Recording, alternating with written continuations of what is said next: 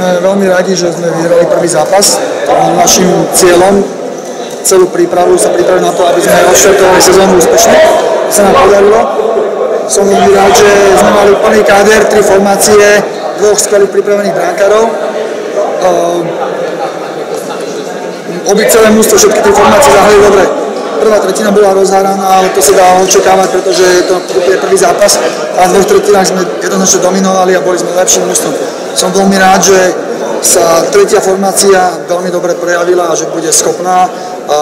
S prvými 2 som počítal, že sú to skúsení hráči a budú vedieť dobre hrať, ale na tú tretiu som sa spoliehal a dával som im viac menej defenzívne úlohy, ale presne to, že keď plnili defenzívne úlohy, oveľa lepšie im išli tie ofenzívne, to sa prejavilo a to bolo to veľmi pozitívne, že zo zápasu som veľmi spokojný a dúfam, že sa to bude dariť naďalej.